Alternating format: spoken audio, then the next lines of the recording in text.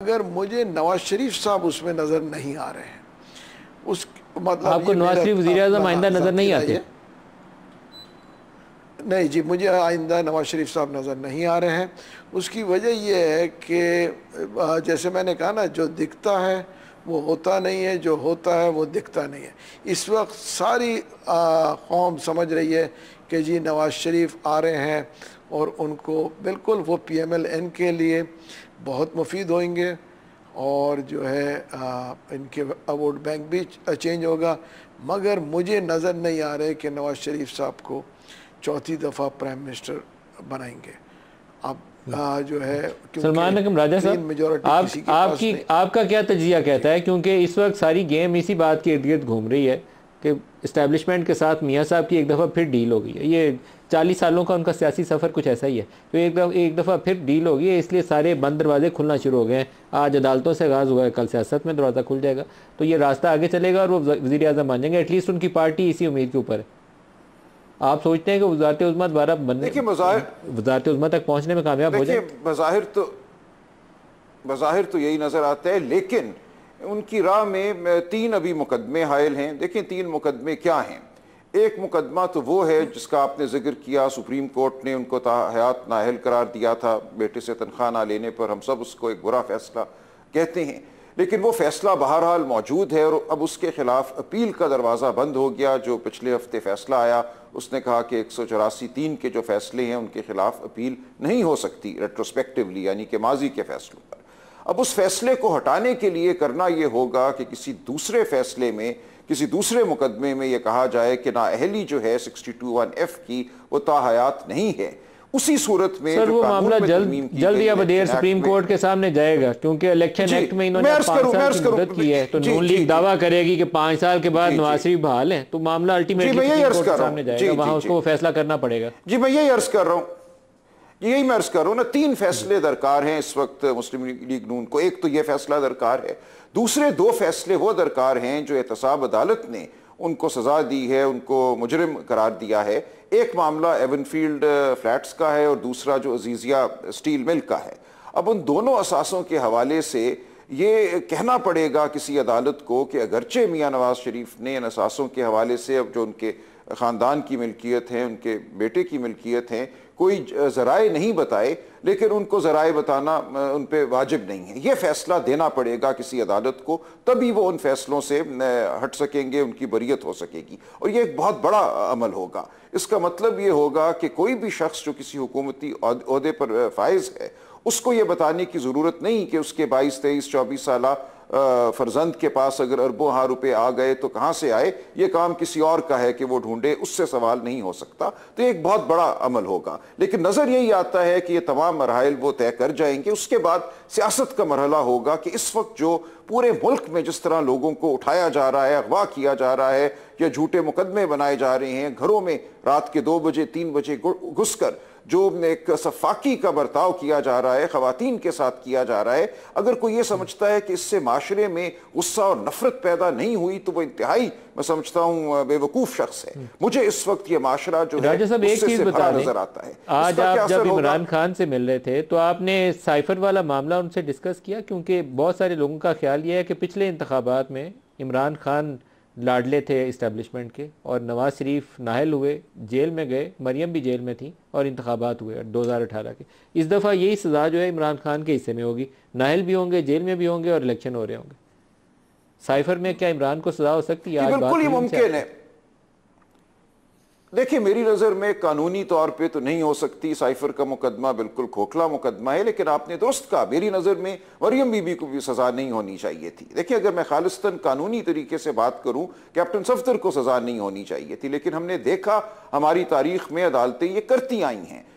नाहक सज़ा देना बज़ाहिर कोई बड़ी बात नहीं है हमारी अदालतों के लिए, और फिर मामला सालों साल लटकता है जब तक अपील में तेवर ना बदलें और हालात ना बदलें, मौसम ना बदले, उस वक्त तक लोग ज़ेरे अताब रहते हैं। और बदकिस्मती से हमारा अदालती निज़ाम जो है वो सहूलतकार का किरदार अदा करता है। लिहाजा अगरचे मैं ये समझता हूँ कि साइफर का मुकदमा कुछ भी नहीं है, दीगर मुकदमे भी कुछ नहीं है, लेकिन आपका ये कहना दुरुस्त है, इन सब में सज़ा भी हो सकती है, नाअहली भी हो सकती है, और ये तमाम मामला फिर अवाम की अदालत में जाएगा। अवाम देखेंगे कि इस मुल्क में कितनी देर इस ढोंग को हमने चलाना है कि हर 4-6 साल के बाद मौसम बदल जाए, चेहरे बदल जाएं, लेकिन जाबिर जो है वो वही रहता है।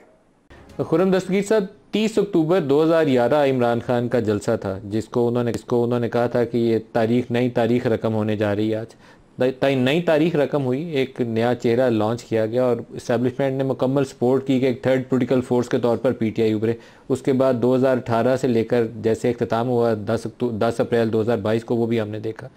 अक्टूबर 21 के बाद आप क्या सफ़र देखते हैं PMLN का? क्या तब्दीली आएगी? कोई बेहतरी की जानिब हम बढ़ेंगे या वो अफरा तफरी जो पिछले 12-14 साल से पाकिस्तान का मुकद्दर बनी हुई है उसी की कंटिन्यूशन रहेगी? जी, इसीलिए तो हम नवाज शरीफ को याद करते हैं कि पाकिस्तान की तारीख के जो भारी तरीन पत्थर हैं सियासी तौर पे वो उन्होंने उठाए हैं। चाहे वो, अगर अब तो हमें भूल जाता है, लेकिन मरहूम परवेज मुशर्रफ को अदालत में लेकर जाने वाले भी नवाज शरीफ थे और उसका जो हमें खमियाजा भुगतना पड़ा वो 2018 से 2014 में जो इमरानी धरने से हमें उसका खमियाजा भुगतना पड़ा 2014 से लेकर 18 तक 2022 तक। तो लिहाजा उन्होंने वो काम किया जो दहशतगर्दी की जंग, उससे पहले भी यही हुकूमत थी और यही इदारे थे, लेकिन जो फैसला किया APS के वाक़े के बाद वो नवाज शरीफ ने किया। इस तरह कराची में 24 साल से रेंजर थी, लेकिन कराची के हालात खराब से खराब था रोड थे। उन्होंने फैसला किया कि हमने दुरुस्त करना है, उन्होंने दुरुस्त किया। तो लिहाजा जो हर लिहाज से, चाहे वो जमहूरी लिहाज से है, चाहे वो इंतजामी लिहाज से है, चाहे वो अवाम को डिलीवरी के लिहाज से है, चाहे वो जमहूरी रवादारी के लिहाज से है। मैं ये भी भूल जाता है लोगों को कि 2013 में PTI की अक्सरियत नहीं थी खैबर पख्तूनख्वा असेंबली में, उसके बावजूद उन्हें दावत दी कि वो हुकूमत बनाए। उन्होंने फिर दूसरी जमातों के साथ मिलकर हुकूमत बनाई। इसी तरह जो है रवादारी का तरीका ये था कि बलोचिस्तान में जो नेशनलिस्ट कॉमपर्स जमातें थी उनकी अक्सरियत नहीं थी, लेकिन डॉक्टर मालिक से कहा कि वो वज़ीर आला बने और हुकूमत बनाए। तो ये जो सारी रवादारी है, जो जमहूरियत है, आवाम का हक हाकमियत है, इसकी कामयाब हो या नाकाम हो, ये सारी जंगें नवाज शरीफ ने लड़ी हैं। और उनके साथ जो अब जो सवाल उठा है कि जी वो देखें ये हालात हैं और ये ऐसे होगा, कानून के सामने सर निगू करने की जो सबसे बड़ी मिसाल है वो नवाज शरीफ है कि वजीर आजम होते हुए पूरा खानदान GIT के सामने पेश हुआ। उसके बाद वो मुल्क से जब उनका केस चल रहा था वो चले गए, उनको उनकी गैर मौजूदगी में सजा दी गई। वो मुल्क बाहर से वापस आए सजा भुगतने के लिए। उसके बाद जब दूसरा केस चला तो तकरीबन 250 पेशियां भुगती नैब कोर्ट में।